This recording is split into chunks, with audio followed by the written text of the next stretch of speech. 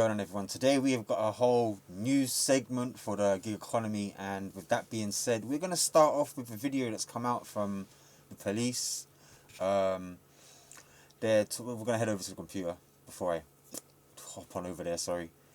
There's this long article and they're talking about e-bikes up to 15.5. Let's get down into this video because this is where it gets really interesting. And if you're wondering why the screen is so blurred up, I didn't want to go full screen in the video, so we're just gonna, let's get into it.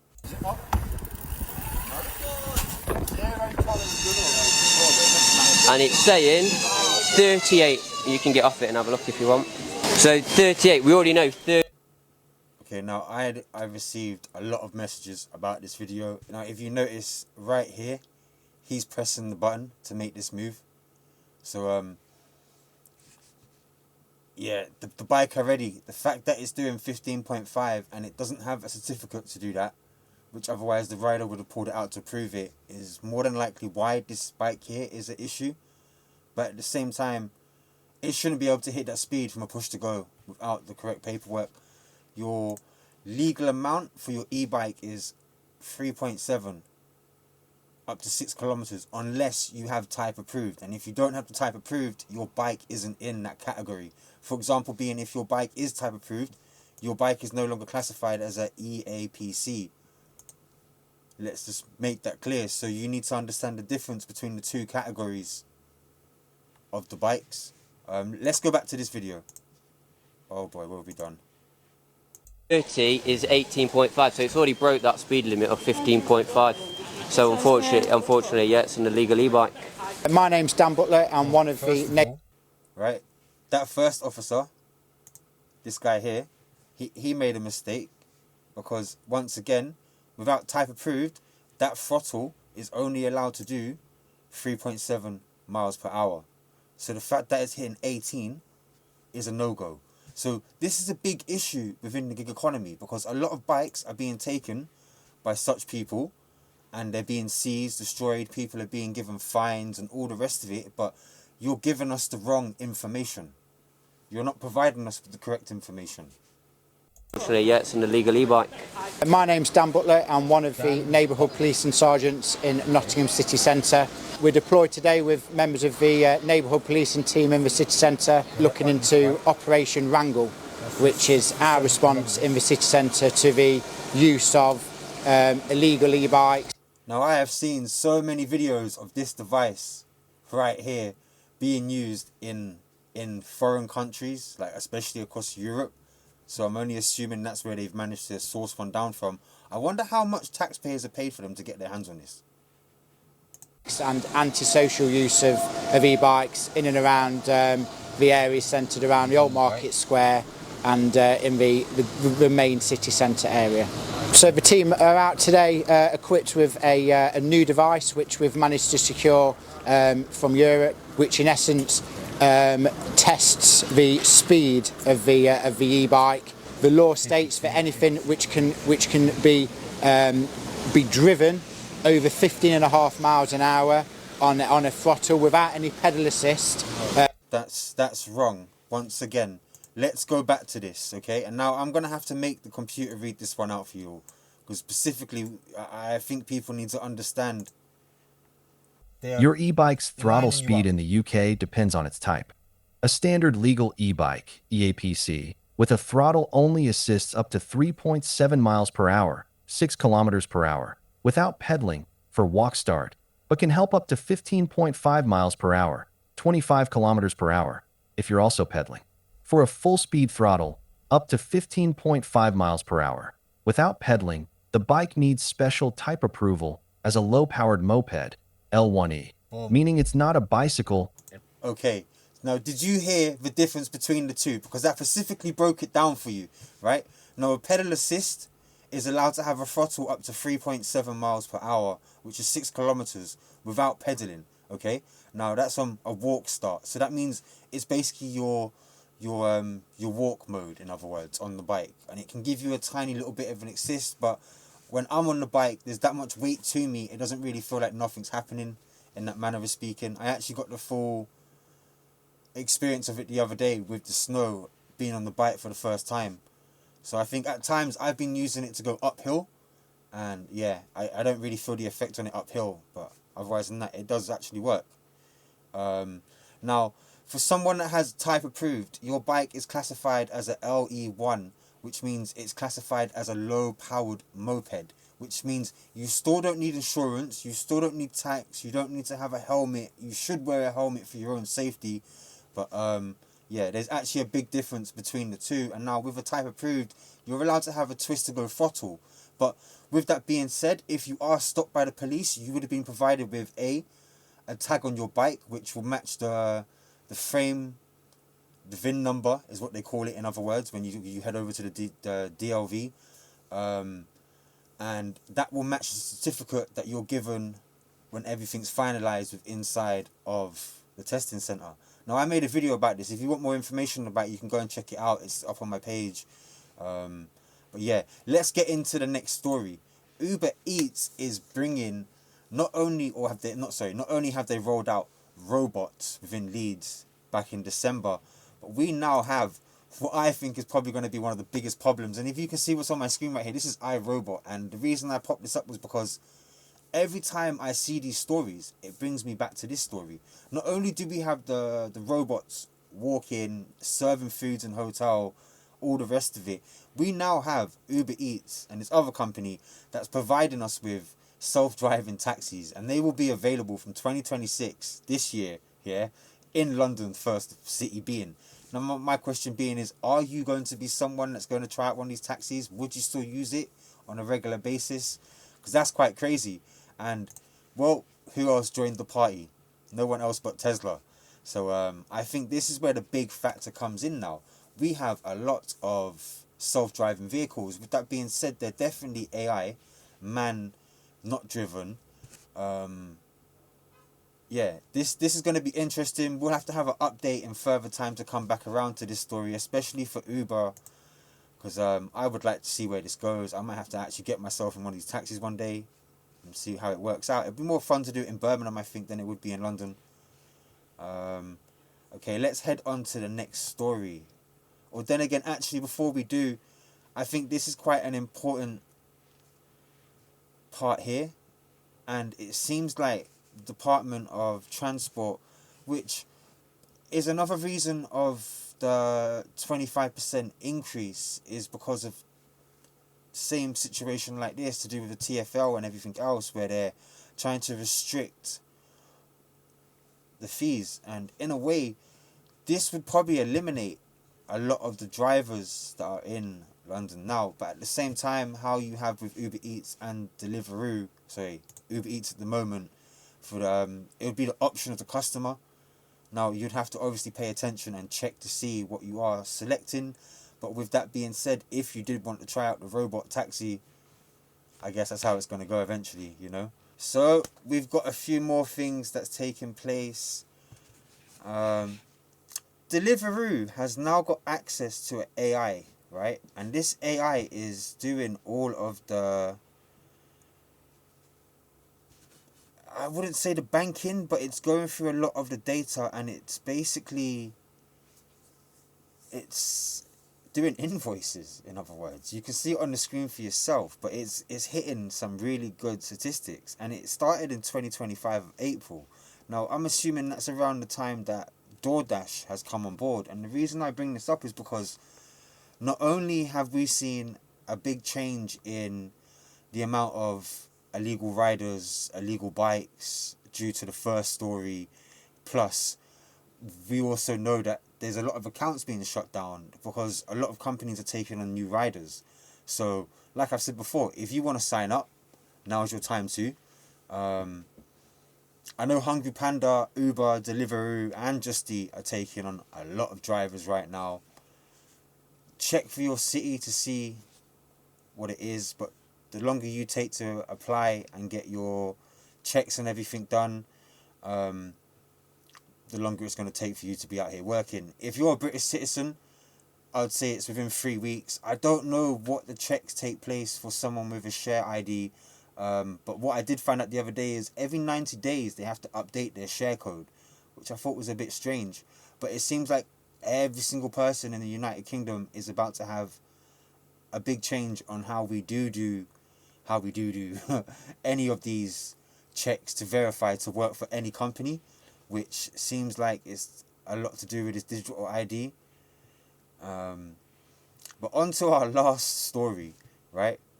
Well, but before we do go over there, let me just let some of this read out for you all, because this was a very interesting story that we had here.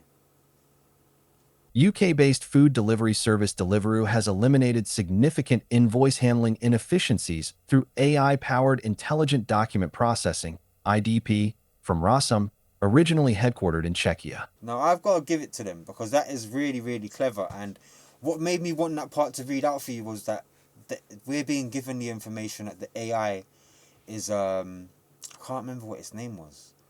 See, I think it was back in 2022, Deliveroo shared a story up on their website, and it alerted everyone to, I think it might have been Tony, and Tony was their AI, and he would be working on board right now. So I'm assuming that the AI has got more advanced, is capable of doing more than just invoices, and is actually the reason why all the fake documents are being found right now. Like, another story that came out for Deliveroo recently was that customers have discovered to get a full refund, what they'll do is they'll use the AI and make the food pictures look like it's undercooked, or this wasn't even there, and all the rest of it to get a full refund. But in return, Deliveroo has said, hey, look, it's okay. If you want to use AI, we'll use AI. And what we'll do is we'll discover how you're making these images, and our AI will tell us whether they're real or fake or not, knowing if you get your refund, in other words. Now, the same issue with UberEATS, but the difference is for UberEATS now in, I think it's California only, right? That if you request a refund, by law, they have to give it to you. A full refund, no questions asked. Which I'm a bit confused on, because the part there that confuses me is, but what if the person is lying? What if they did get their whole order and they're just claiming that they didn't receive it? And we've seen multiple videos of people doing this. Now, that's a crazy situation, because especially for DoorDash, drivers lose their job instantly from what we've taken in. Let's go on to this very last story. Now, this is a shocking one, because this here tells us a lot of information about Just Eat, and it implies that Just Eat might not survive much longer, as long as we hope it will. Funny enough, The truth about JustEatTakeaway.com envy, viral food giant or flatlining stock. January 16th, 2026, 9 hours, 9 minutes, and 4 seconds. Everyone's used a food app, but is JustEatTakeaway.com envy the next big money play or a wash delivery dinosaur?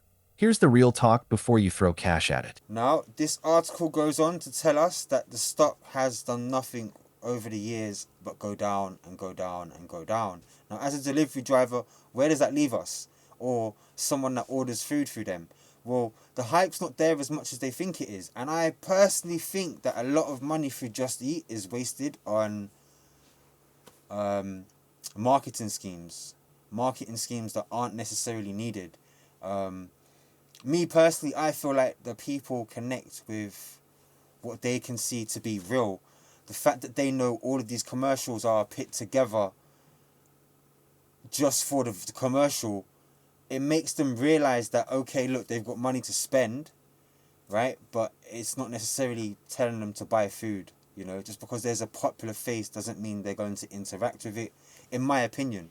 Like, nothing against the people that are in the commercials, but I just don't think it's the way for 2026 of marketing in general. And I'm no expert on marketing, don't get me wrong, but from what I am taking in and what I have seen over the last couple of years, I just don't feel like it matches. If you want to drive high orders, I think we need to open up and show them all the steps and all the stages of how companies like this actually run, and what goes into getting the food out, how it gets to the driver, how the driver gets the food to the customer, things like that. I think we need to start interacting more for them to understand on where we stand. The fact that we just shove a commercial in their face is kind of like, just order. That's all we care about. We just want your money, you know?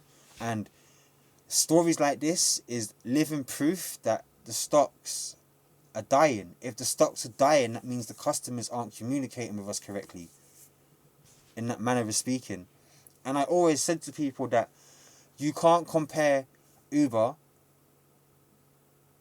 against Deliveroo and Just Eat, right? Because Deliveroo and Just Eat are a straight food company, and Just Eat's taken on some of the biggest competitors in America, and it's kind of had a crazy backlash within that time and zone, especially with the big investment that was made into, was it Food Hub or Get Hub or something like that? I can't remember the actual name of the American company, but I think that was where one of the biggest mistakes was made, including places like the hubs.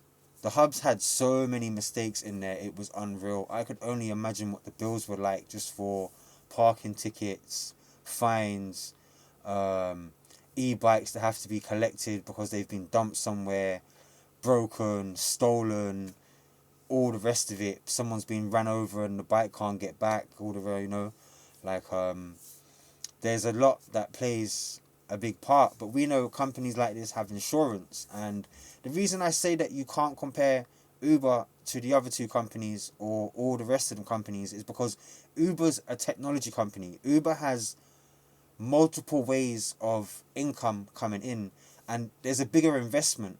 So for me personally, I always see that Uber's going to be the company that has the stronger leg to stand on, because when you explore out, you discover new ways, hence the robots, the drones, and we already know all of the companies are working on this, but for some companies it might be putting money in the wrong place right now, in my opinion, if we're being honest.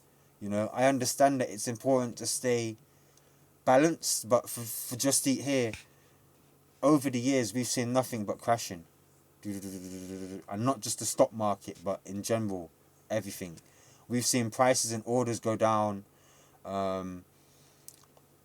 You're now going a bit further than you would do, and I'm guaranteeing it, you guys lost probably some of your best drivers due to the bin strikes. They left doing deliveries to go and work in another department of the city, in other words, you know, because the money was better.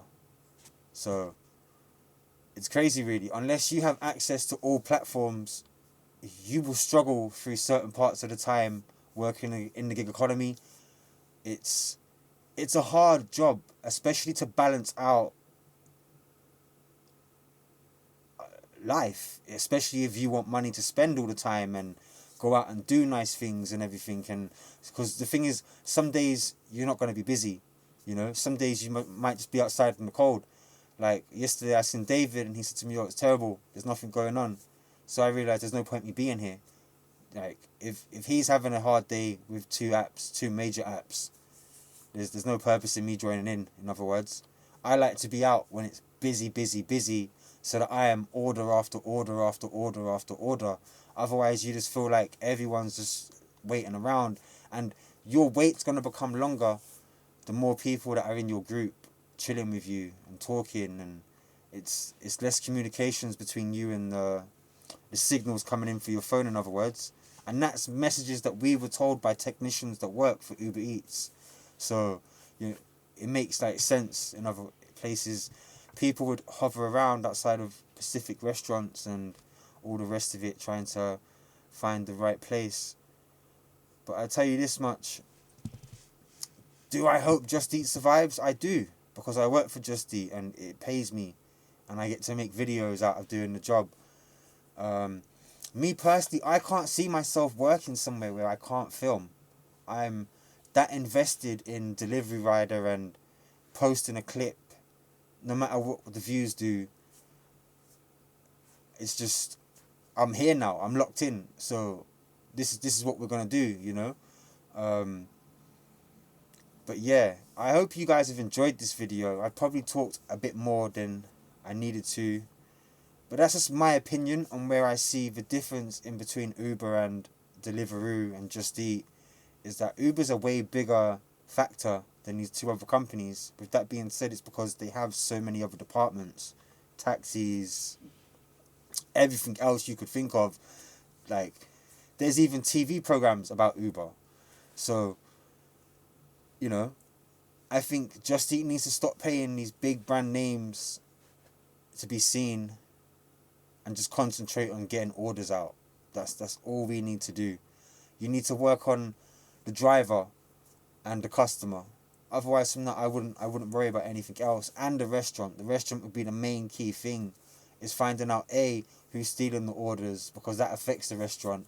B, it would be the major steps towards growing the communication between restaurants and drivers. I think because there's so many videos out there of where, and it will be for every company, and it normally tends to be a fast food restaurant where that there's orders everywhere but no one doesn't know what's going on. And I think a lot of people need to realize sometimes you might have new staff in there, so they might be still learning the ropes, and all of a sudden it's busy hour and there's orders all over the gaff. I think that at some point that whoever the main drivers are should probably suggest to the restaurant, hey, maybe we could lend you a little hand and help out, etc. But I get it, everyone thinks about how much they can gain at the end of the day. But yeah, I guess we all got to be patient and see what happens, especially with Just Eat. But thank you for watching. I guess we'll be back with the next video at some point. Peace.